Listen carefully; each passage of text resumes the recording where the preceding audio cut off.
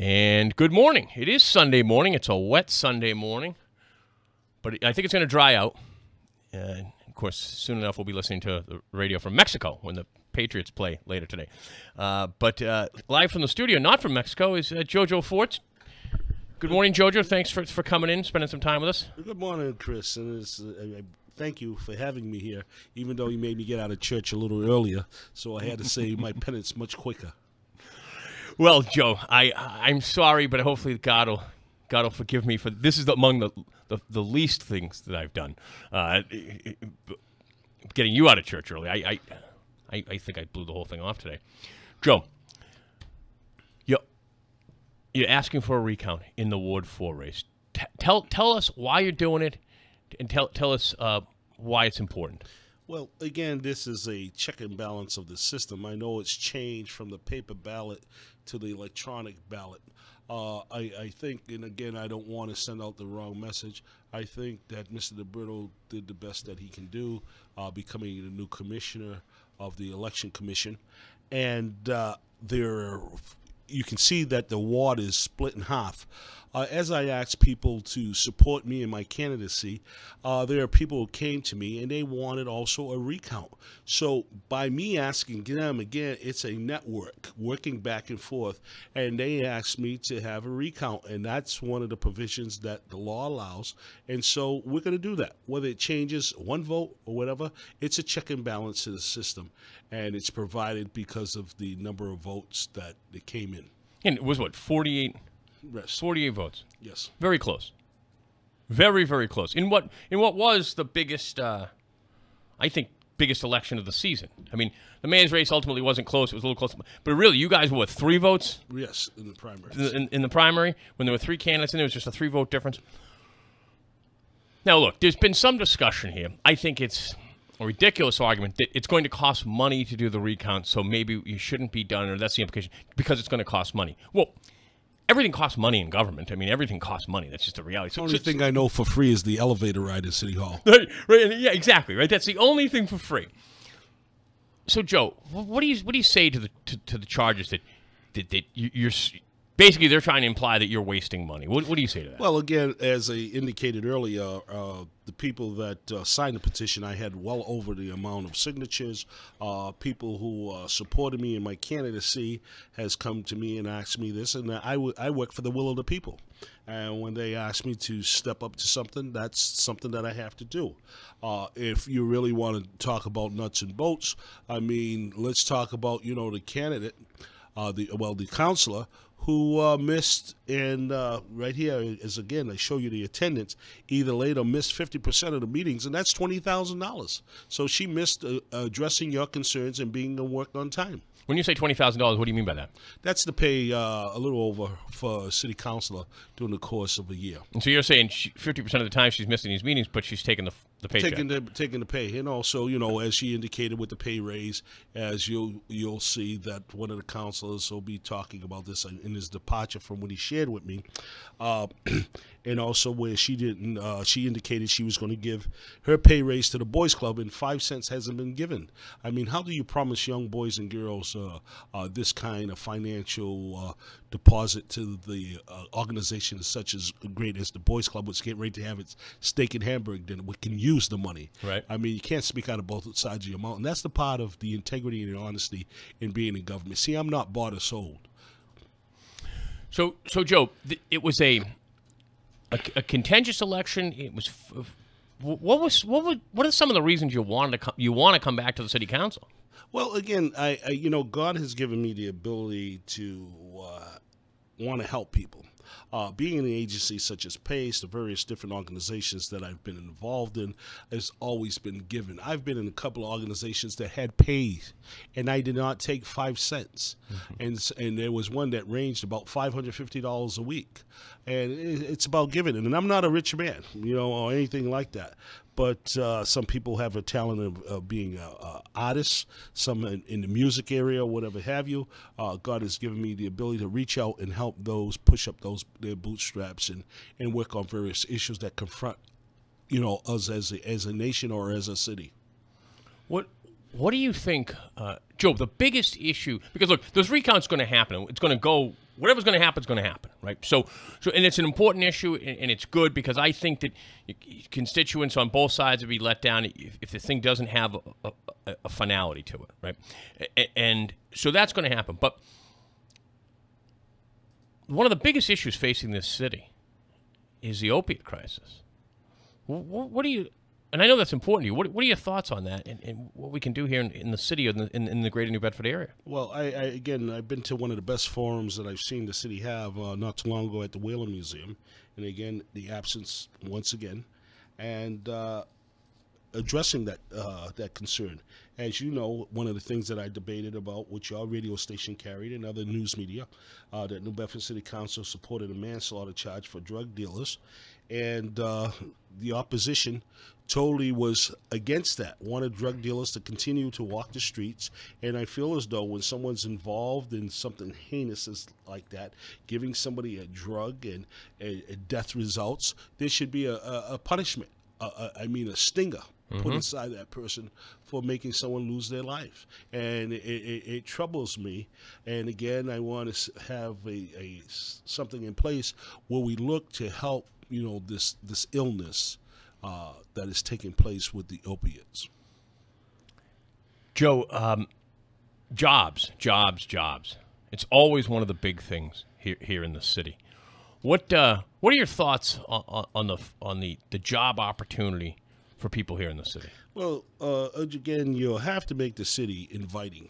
The mayor needs to make sure that everybody gets the same package. You have TIFs, which is what is called tax increment financing, where you also reach out for MBEs, minority business, women business enterprise, disadvantaged business enterprise.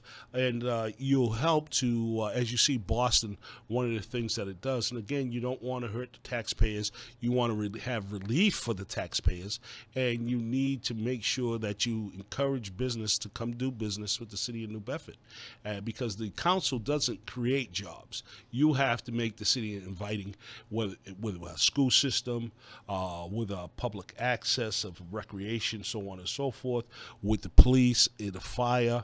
You have to have those things in place to make a company want to say, I want to go to New Bedford and do business. And that was one of the things that was different for me, that supporting our fire department that does a great job in making sure that our police department, the computers up to par, and the various equipment that they need. As you know, when I was in council, I offered the mask for the firefighters, that they didn't have to crawl on the floor any longer to look to see if there was someone in the dwelling, if there was a fire. Great initiatives that I brought forward. Again, I would match my record with anyone who served as council, whether it be 1 year or whatever to their number of years that they served, to show that I was a working council and I cared. I loved the city, and I want to see the city move in the right direction. We had some flaws going on. As you can see here, I belong to the union, the SEIU, which someone played a little game, and I was told about it to do an endorsement for the opposition, and I don't want to sound like sour grapes. And there was another one which we had with the longshoremen. You think Bill Strauss, Mark Montigny, and Kazera, any other reps are going to allow someone else who worked for the Democratic Party, who lost the job with the Democratic Party, indicate that they got the freezer for maritime? This was taking place back with Scott Lang with the Mexican fruit, 2011, and this person wasn't even on the diving board yet. So, I mean, to tell these stories, I don't mind, stepping in it, but when it goes in between my toes, and there's a lot of things going on. Yeah, that was a little bit of a bridge too far. Joe, one thing, and we're going to take a quick commercial break, then we'll come back. We will take your phone calls with Jojo Forts. Is you mentioned the fire department, and I had a friend of mine. I worked with him. He moved up here from Florida to this part of southeastern Mass, and he said to me one day. He goes, "What is the story with fires around here?" I said, "What do you mean?" He goes, "There's a fire every day on the news. There are fires." I said, "Well, yeah, there's fires all the time." He said, "It's not like that."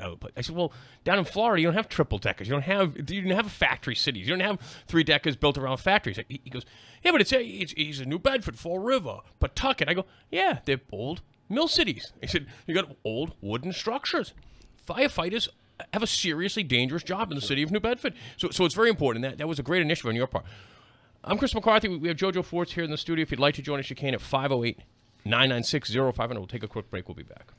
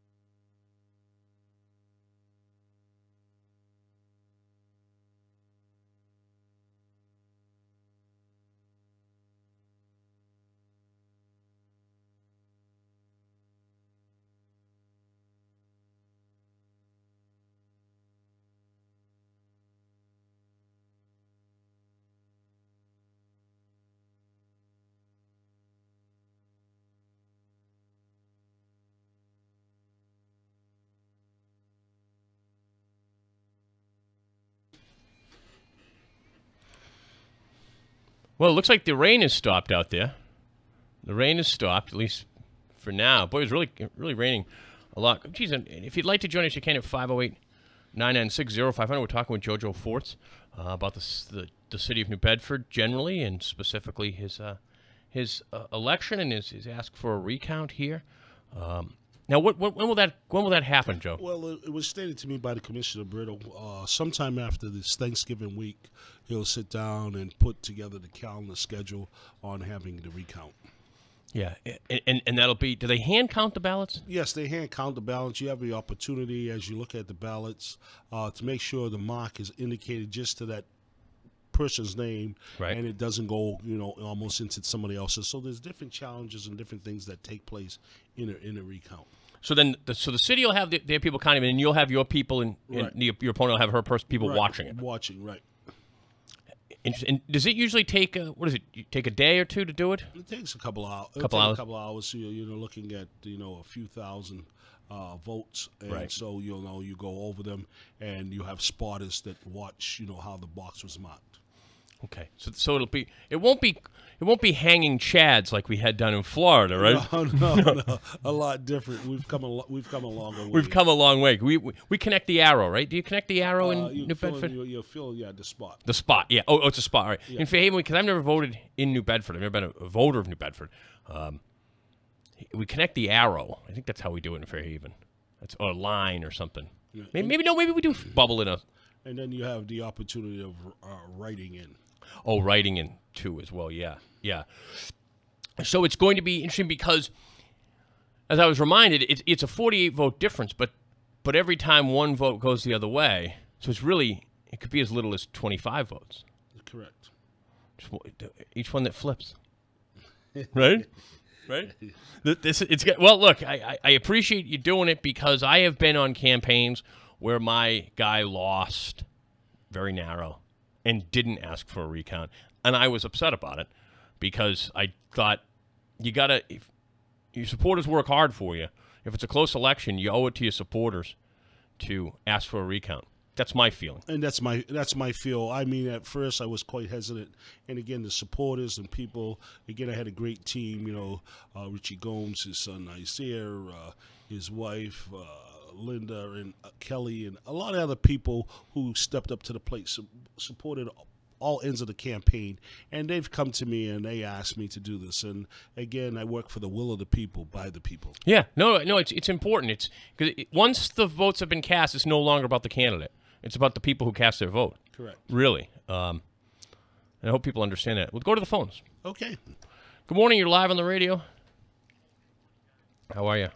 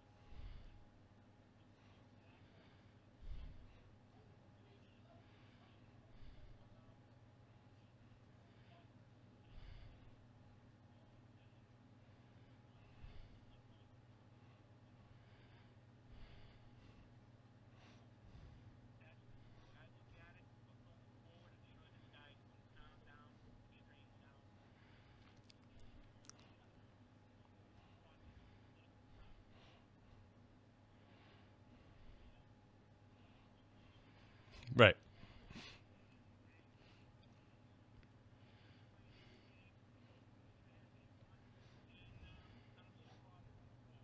Thanks, Larry.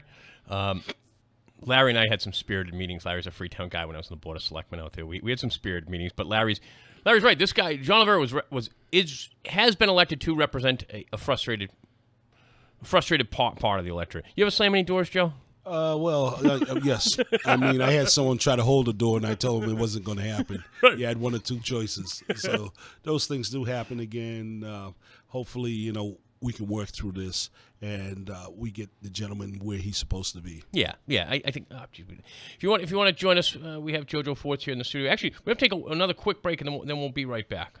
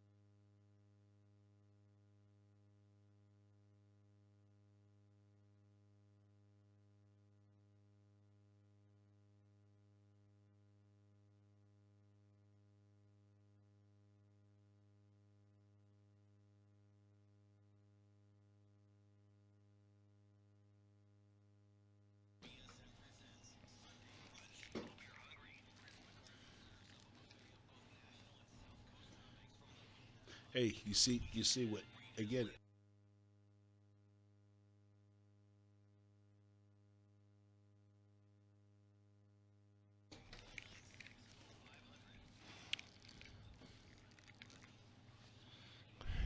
And good morning. We have a few more minutes here with my friend, former City Councilor Jojo Forts.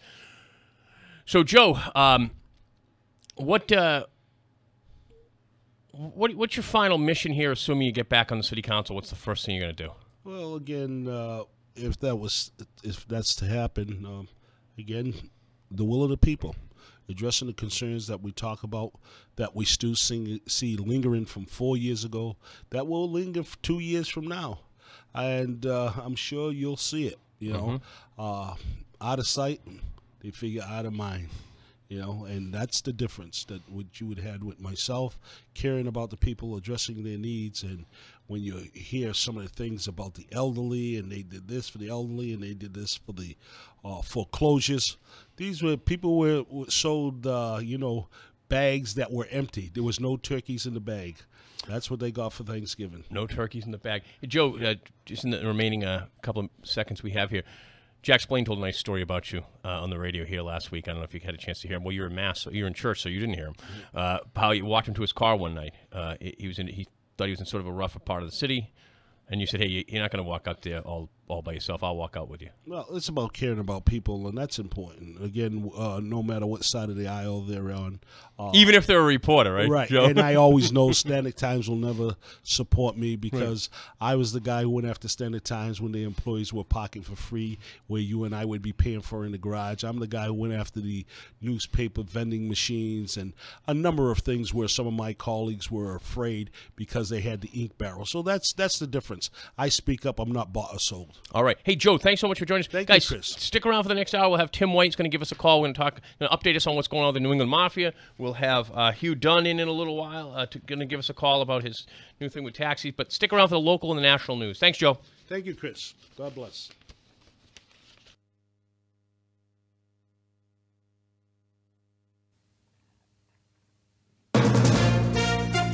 From ABC News, I'm Michelle Franzen. The U.S. Senate seat in Alabama has become important to the White House as Republican rule